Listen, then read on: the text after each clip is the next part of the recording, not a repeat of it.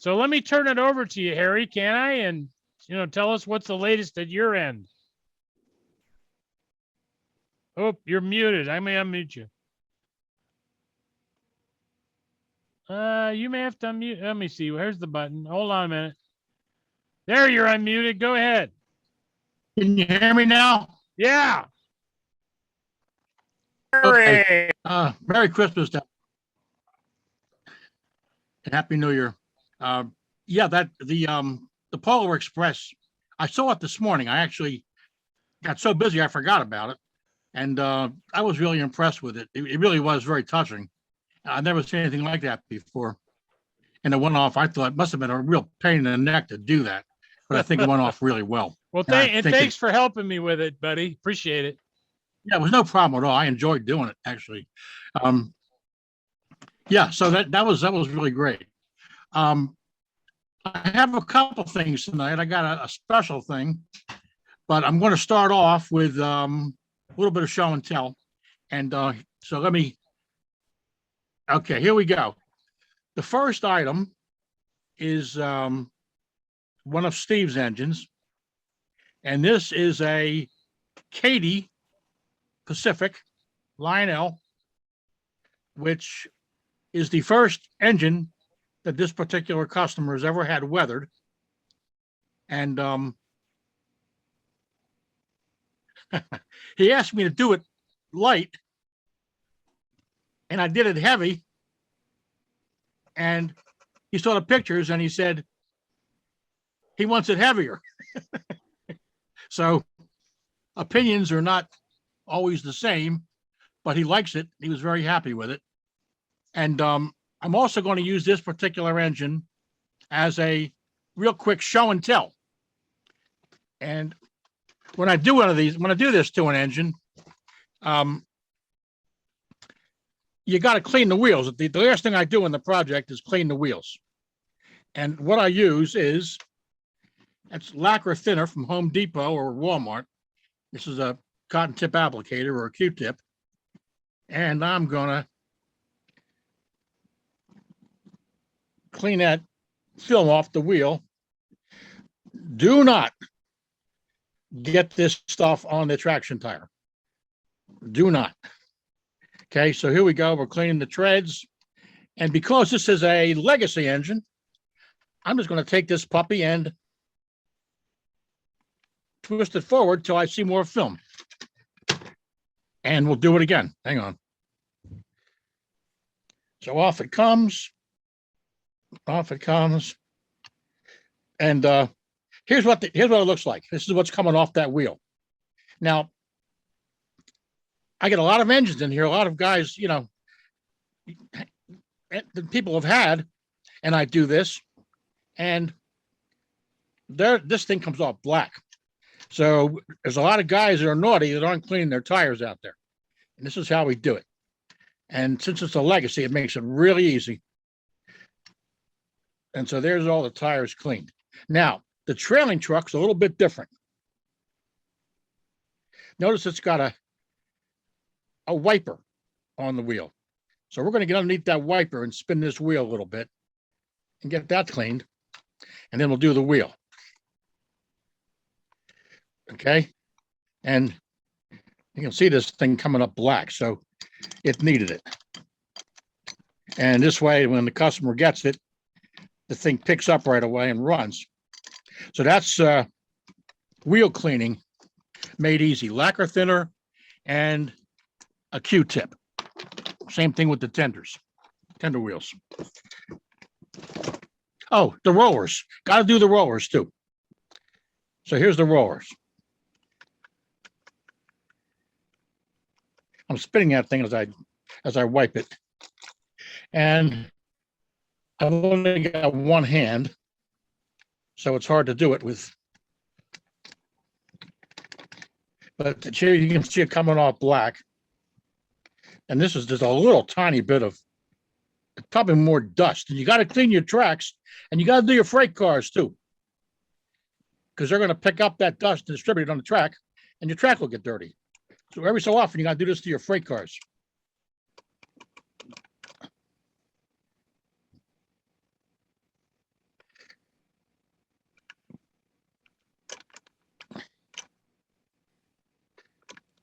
Okay, so there's some clean wheels on a Pacific. Now, this next thing here is a Pennsylvania K4, which is also from Steve. This is a long distance tender. This one's headed out to Wenatchee, Washington. And so I've weathered this thing, and I'm going back and forth with the customer to get cab curtains and a customized coal load and wind deflectors. He's very busy right now with work, so it's hard getting back and forth to him. But this is a very nicely done engine with a what's called a long distance tender, and you can kind of see the weathering, see the rust on the rivet strips and the sand on the trucks. It's beautiful, And, Harry. And Beautiful. that's what. There's also 4 passenger cars which come with this thing, and we're going back and forth about how to upgrade those. Okay, because there's numerous things I'd like to do to them if he'll let me do it, but I'm having a hard time right this minute getting in touch with him. Now, this is a good old Norfolk and Western J. And this essentially started my relationship with Steve, and it blew, it mushroomed. It was a, whether I don't know if anybody's familiar or not, but these things came from the factory with a slightly with a different color on this Tuscan red stripe here. It was more of a raspberry color. And there were three types of guys that wanted their engines redone. And Lionel was very kind to offer free repairs, free changes to the customers, which I did. I did 150 of them over about a 3-month period. Here's the tender back here. And there were basically 3 kinds of customers. One of them was the purist scale customer who wanted the engine right. The other type of customer had Pennsylvania passenger, Norfolk and Western passenger cars. By the way, this is the same color that Pennsylvania used. There's some argument about whether it's the same Tuscan red, but I'm pretty sure it's the same color. A lot of argument there. And then there were customers who they just wanted the thing repainted to match their passenger cars, which they already owned. Powhatan Arrow cars and heavyweights. And then there was another class of customers who wanted a free paint job. So it fell into 3 classes, and some of them were very excellent, and I've retained them as customers since the project. But this is what they look like. And I had to have my own decals designed. There were so many of them I couldn't buy. I mean, there weren't enough on the market to buy. Microscale makes a set, but I cleaned them out in a week or so. So I had Highball Graphics make the decals. These are thin film decals, and they set very nicely and are invisible once they're oversprayed. And then I had them also make stripes,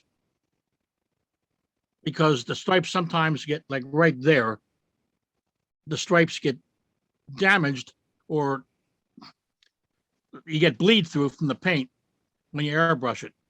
So I had stripes made, and I'm waiting for the stripes. That's what's holding this project up. And I've got a pair of cab curtains around here. I just saw them a minute ago. I don't know what I did with them. But this particular customer wanted, he wanted cab curtains because he saw them somewhere. So here's a set of brass. Here's a brass set of cab curtains, which are made specifically for these Norfolk and Western J's. They're handmade. I'm going to get as close as I can. You can see they have little cinches around them, little wire cinches to hold them, and they're shaped. And these are brass. These aren't cardboard or plastic or paper or molded zinc like some of the engines have. These are the real deal. So I'm going to stick that right there. And that's the J project, part of the J project. Okay, now the next thing we have here, I'm going to put this down on the floor to make room for the next project. This is also a Steve project. And I talked to the decal man this morning, and the decals are being made. I thought they were being made last Monday, but he's making them today. Apparently he got the HO guys just swamped them. And so we have Pacifics, and I understand a number of guys wanted them in B&O colors. So I've ordered B&O decals, and they're being made as we speak. And I painted 2 of these. Now, the color is called Bando Blue, B-A-N-D-O. I thought it was called Royal Blue for Baltimore and Ohio, but it's apparently B-A-N-D-O, Bando Blue. And I painted both of these suckers, and I did this one first, and I decided that it was coming up almost black because the substrate engine is black. And so it's shown through the film of the paint, and it made it look awfully dark. So I painted it a second time, and I lightened the blue up a little bit, which is what you're seeing with this one here. And that's too blue. So I painted the second engine, which is the square tender version. And this one is straight blue right out of the bottle. And it's hard to see the difference. I can see it here. You probably can't see it with this. I got extra light here tonight too, but there you go. That's kind of light if you look at it carefully there. And now we're going to go over to this one, and you'll get the same angle. Get them right next to each other. Man, it's hard to tell. It's hard. This is bluer. This is darker. This is darker blue. And so Steve said, let the customers decide what they want. So this is what we have. We have 2 different types of blue. Same exact. The engines are slightly different. The dome arrangement's a little bit different. The headlights different. Otherwise, they're exactly the same. And so there we have it.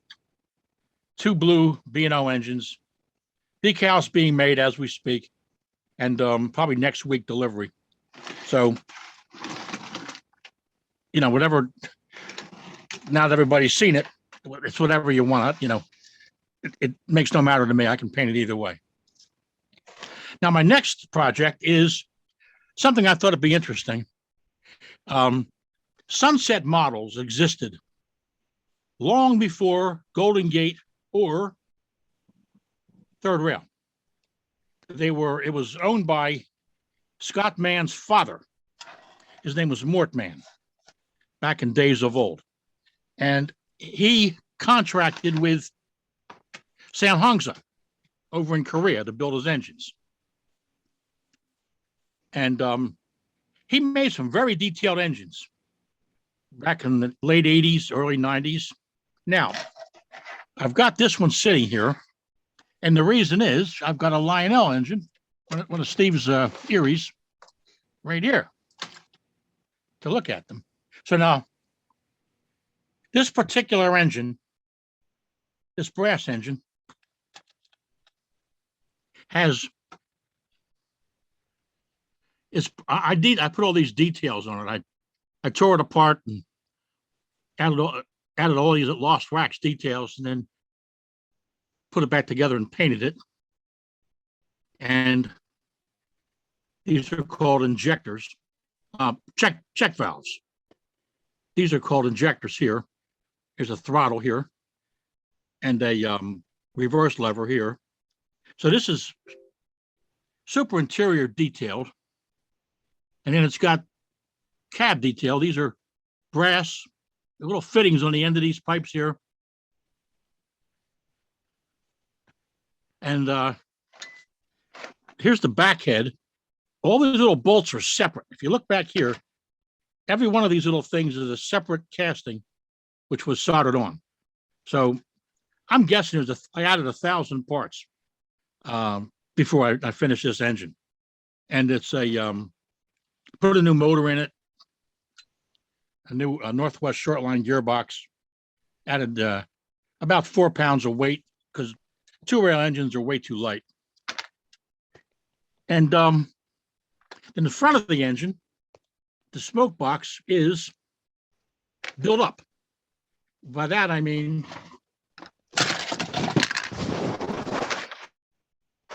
it's got detail added to it. Let's look at this thing. Let me get some light on this.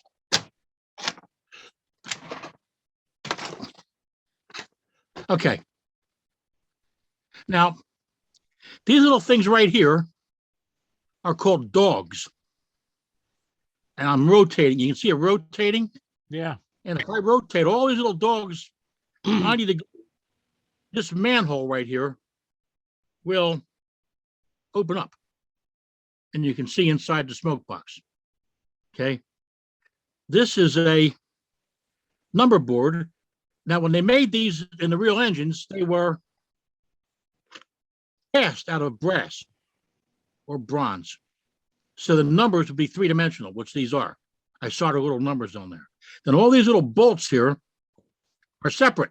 I machined this part in the lathe, and then I center drilled all these little parts and I added them on there. I just pulled this down. Oh, now here's the cylinders. Let's look at the cylinders.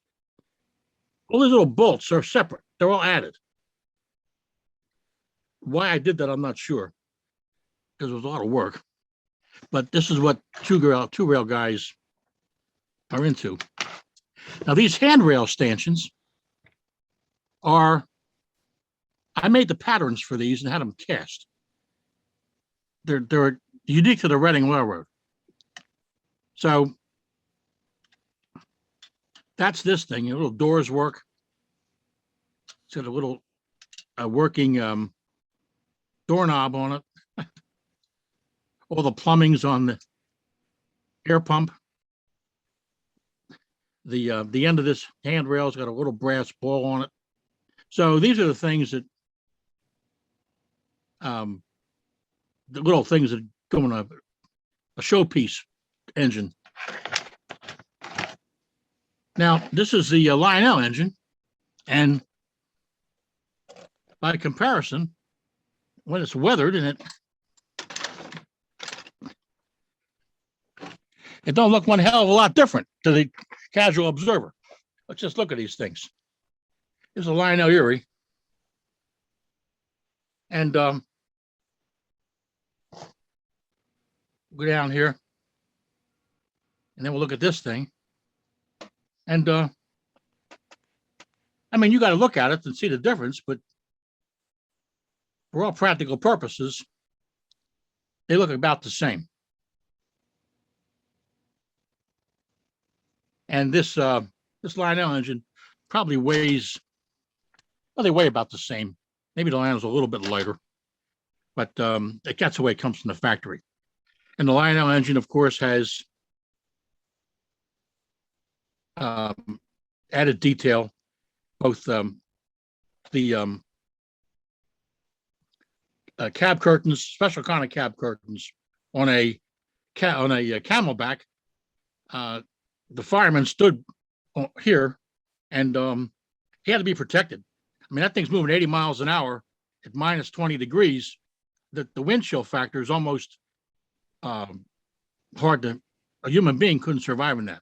I imagine those firemen would huddle up close to the backhead here, because it's really, the backhead could boil water. It gets so hot. And I imagine that's what they had to do to run these. I can't imagine. And this has a modified coal load. It's a big hump of coal, which is what the firemen they put as much coal into it as they could, so they wouldn't have to stop so often to fill it full of coal. And then it has working deflectors and then a painted armrest. And this is the Lionel engine.